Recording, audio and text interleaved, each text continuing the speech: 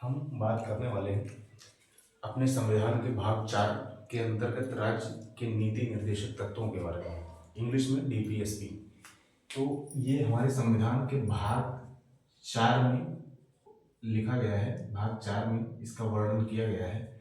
ये अनुच्छेद 36 से लेके 51 तक बताया गया है। अब इसकी बेसिक सी बातों को समझने का प्रयास करते हैं कि ये एक्चुअल में है क्या, ये संविधान में क्यों है, इसका महत्व क्या है, इसका मतलब कुछ यूज भी है या ऐसे ही डाल दिया गया है। इन सारी चीज़ों को हम समझेंगे।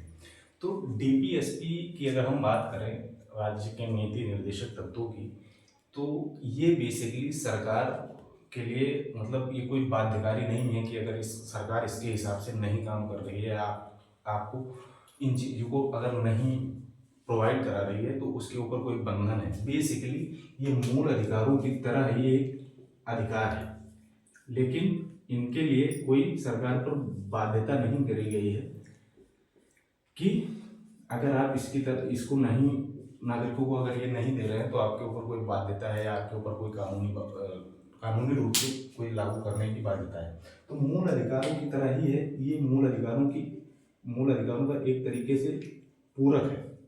ये क्यों डाला गया? ये इसलिए डाला गया कि संविधान जब बन रहा था हमारा, तो उस वक्त नागरिकों को जो जीवन जीने के लिए मूल अधिकार, एक बेसिक फंडामेंटल राइट्स की जो जरूरत थी, तो हमारे संविधान निर्माताओं ने उन चीज़ों को बाध्यकारी बनाया।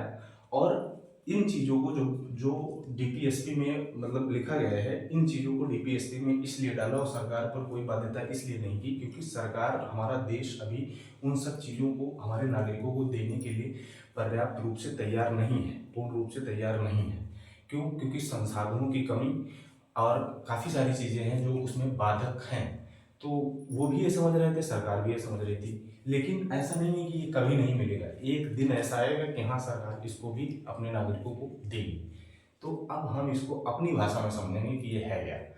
जैसे मूल अधिकार को आप अपना भोजन समझ सकते हैं, खाना, ठीक। और डीपीएसपी को आप डेजर्ट समझ सकते हैं, खाने के बाद कुछ मीठा हो जाए।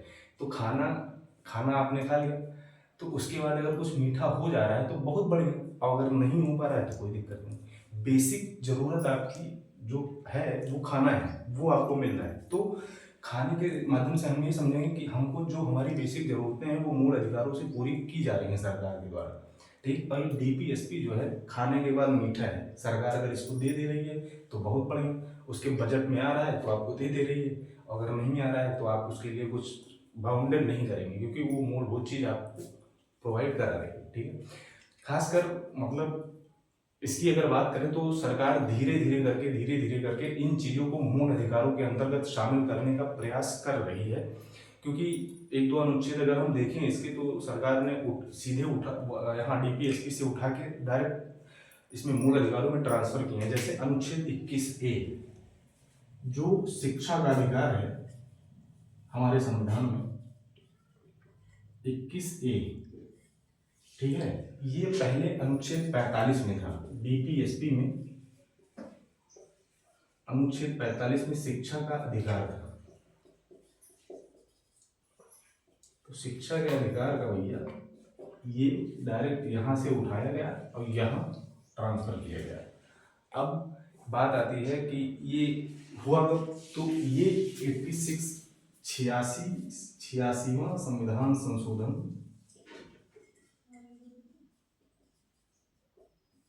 2002 के माध्यम से कि भैया शिक्षा को अब मूल अधिकार में शामिल करने का टाइम आ गया है, तो इसको यहाँ से उठाओ वहाँ पेस्ट करो। बेसिकली कट पेस्ट किया गया है।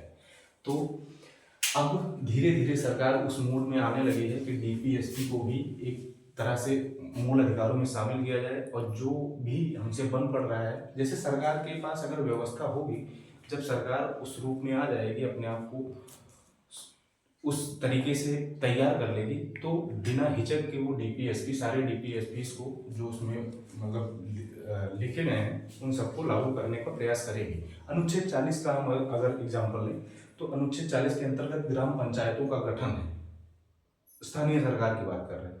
तो वो भी सरकार ने 73वें संविधान संशोधन, 74वें संविधान संशोधन के माध्यम से उसको भी लागू करने का प्रयास किया है। तो धीरे धीरे सरकारें अपना काम कर रही हैं। तो बीपीएसपी के बारे में यही सारी चीज़ें थी, और इसको धीरे धीरे सरकार लागू करेगी आने वाले समय में, लेकिन अभी पूरी तरीके से लागू करने के मतलब तैयार नहीं हुई है, हम ये समझ सकते हैं।